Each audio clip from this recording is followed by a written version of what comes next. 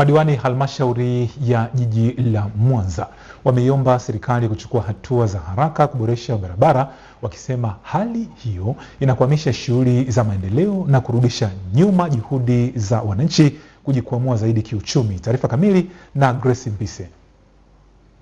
Hoja hiyo imeibuliwa wakati wa baraza la madiwani la robo ya 4 la halmashauri ya jiji la Mwanza lilolenga kupokea na kujadili taarifa mbalimbali za utekelezaji wa shughuli za maendeleo. Kwa kweli katika changamoto ya barabara, unajua nature ya Mwanza ni milima. Mvua zinaponyesha kutoka kule milimani zinakuja kuharibu hata miundombinu ambayo tumejenga.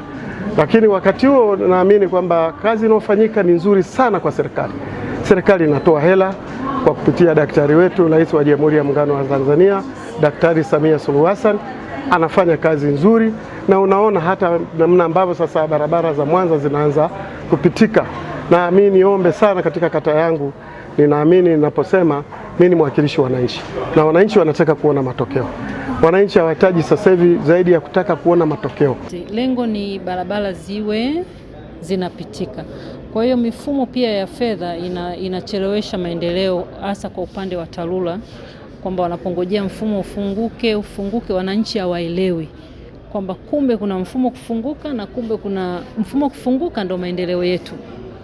Kwa hiyo hicho nacho ni changamoto. Kwa hiyo kwa mimi hapa ushauri wangu ni kwamba pesa zinapokuwepo halmashauri ziwe zinaenda moja kwa moja TARURA, na TARURA wanaingia kufanya kazi. Kana na hali hiyo, baraza hilo limeadhimia kutenga kiasi cha shilingi milioni 100 kwa ajili ya kufanya matengenezo ya awali katika maeneo yenye changamoto kabla ya msimu wa masika kuanza. Tunakusudia tumetenga zaidi ya milioni 100, ambao milioni 50 imepelekwa TARURA, na tunategemea milioni 50 nyingine itatumika katika marekebisho madogo ya barabara.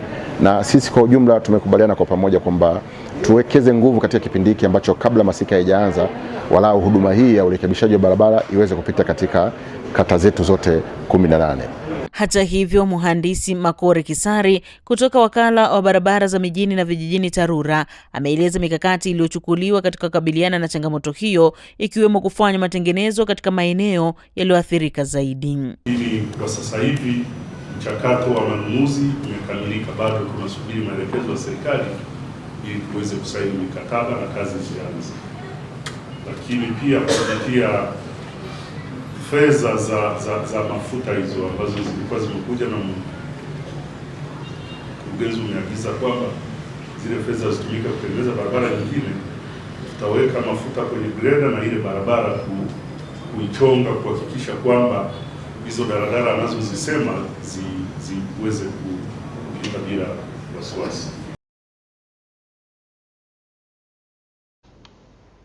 Jumla ya miradi 45 yenye thamani ya zaidi ya shilingi bilioni 18 itatembelewa na kukaguliwa na Mwenge wa Uhuru mkoani Shinyanga, ambapo suala la uwezeshaji kiuchumi kwa wananchi likitiliwa mkazo zaidi. Elizabeth Charles ana taarifa hii.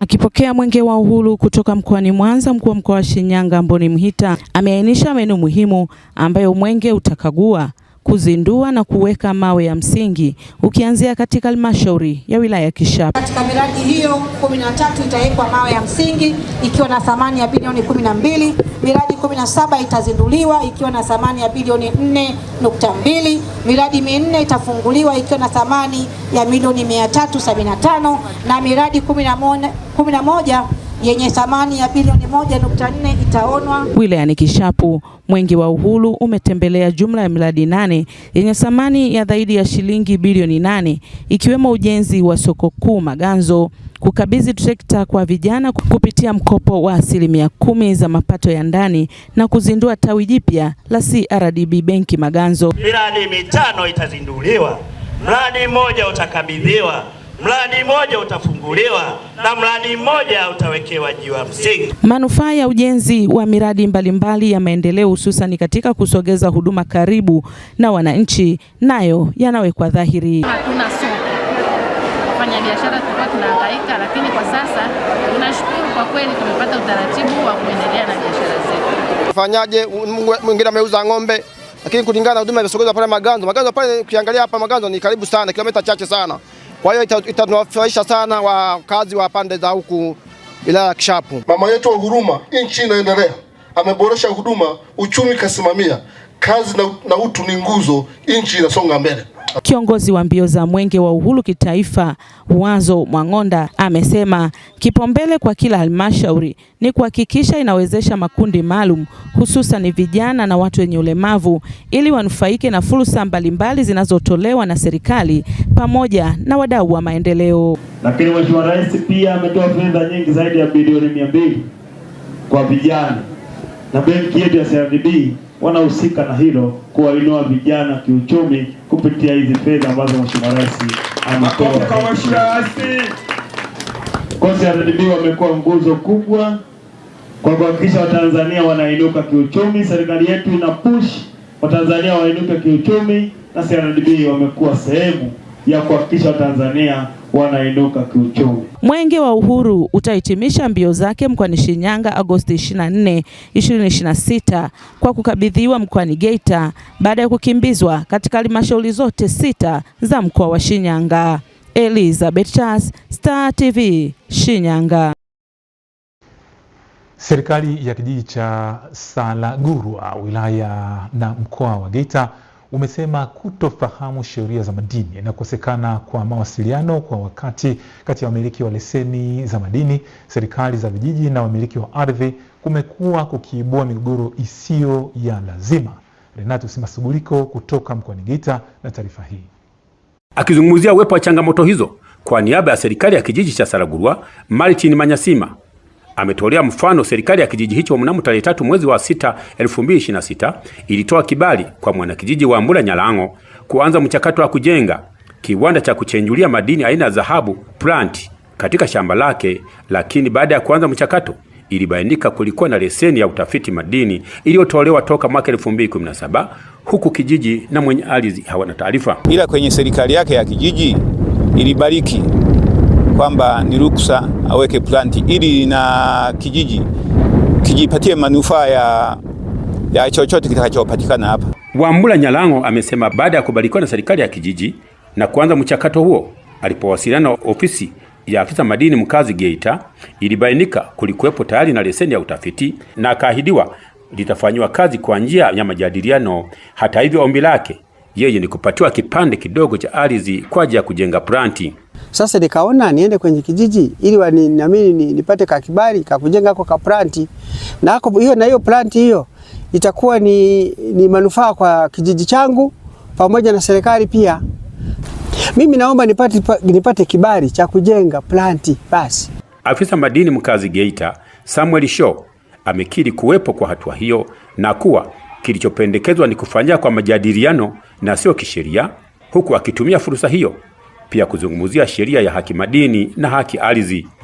Ni kweli yupo mwananchi mdau wa madini kutoka eneo la Salagurwa alifika ofisini akihitaji kupata leseni ya uchenjuaji wa madini ndani ya leseni ya utafiti ya mmiliki mwingine. Kiutaratibu, kwa mujibu wa sheria zetu za madini, haiwezekani kutolewa leseni juu ya leseni nyingine. Utaratibu uliopo, ukishapata leseni, kama kuna mtu mwingine anataka kupata leseni ndani ya leseni yako, unapaswa kumwomba ridhaa yule mmiliki wa leseni. Hatua tuliofanya la kwanza, tulimjulisha hapo kuna leseni ya nani. Lakini hatua ya pili, ili kuweza kumsaidia sikwame, tukamuunganisha na huyo mwenye haki madini ya kwanza, mwenye leseni ya utafiti, ili wajadiliane na kuweza kupa ridhaa. Kutoka mkoani Geita, Renatus Masuguliko, Star TV. Shirika la bima la taifa ZDIC limeendelea kuunga mkono juhudi za kukuza utalii wa ndani nchini kupitia mashindano ya mbio za ZDIC Rubare Forest Trail Run yanayofanyika kwa mara ya 4 mfululizo. Mbio hizo zinalenga kuhamasisha utalii wa ndani, kuibua fursa za kiuchumi pamoja na kuhamasisha wananchi kushiriki katika michezo kwa ajili ya afya zao. Tupate taarifa zaidi. Maandalizi ya mbio za ZDIC Rubare Forest Trail Run yanaendelea, huku waandaaji wakieleza kuwa mashindano hayo yamekuwa sehemu muhimu ya kuunganisha michezo na utalii katika kanda Ziwa. Shirika la bima la taifa ZDIC ambalo ni mdhamini mkuu wa mashindano hayo, limesema limeamua kuendelea kuyaunga mkono kutokana na fursa zinazotokana na michezo katika kukuza utalii na uchumi wa wananchi. Hizi mbio ni mbio za utalii ambazo zinafanyika kila mwaka katika wilaya ya Bukoba mkoani Kagera. Kwa hivyo sisi kama ZIC tukiwa kama main sponsor, lengo letu kubwa ni kusupport utalii, lakini kama unavyojua ZIC ni jukumu lake mama la kurejesha kile ambacho wamekipata katika jamii. Kwa hivyo sisi kama ZIC tunawaambia wanakanda ziwa na Watanzania kwa ujumla, njoeni muone mandhari mazuri ya utalii yaliyopo katika ukanda wa ziwa. Kwa upande wake, mratibu mkuu wa mashindano hayo ameeleza mikakati walioiweka kuhakikisha mbio hizo zinafanyika kwa ufanisi na kufikia malengo yaliyokusudiwa. Tukio letu hili litafanyika tarehe 12 mwezi wa 9 kama tulivyokwisha kujieleza. Usajili unaendelea katika vituo mbalimbali. Kits zetu pia zipo ambazo ukishalipia kwa gharama ya shilingi 30,000 utapata t-shirt moja nzuri kabisa, t-shirt ya michezo, lakini ndani huko utapata medali nzuri kwa ajili ya utalii pamoja na bips number. Lakini mbali na yote hayo, itakuwa ni kiingilio kwa ajili ya kutembelea vivutio vyetu vya utalii vinavyopatikana katika mji wetu wa Bukoba, tukiwa tuna lengo lile la kuhamasisha utalii wa ndani na kukuza vivutio vyetu vya utalii. Mbali na kuhamasisha utalii wa ndani, washiriki wa mbio hizo wamesema mashindano hayo yanawapa fursa ya kutembelea maeneo ya asili huku wakifanya mazoezi na kuimarisha afya zao. Sio mbio tu, ni sehemu kubwa ya kwenda kufanya utalii. Kwao ni kukaribisha wewe ambaye bado hujajisajili, jisajili sasa, twende tukimbie na tufanye utalii wa ndani. Kwa faida yako tu, nimeshakwambia ni sehemu ya utalii pia. Kufanyika kwa ZIC Rubare Forest Trail Run kwa mara ya 4 mfululizo kunatajwa kuongeza hamasa ya utalii wa michezo katika kanda ya Ziwa, sambamba na kutoa fursa kwa wafanyabiashara kunufaika na ongezeko la wageni na washiriki.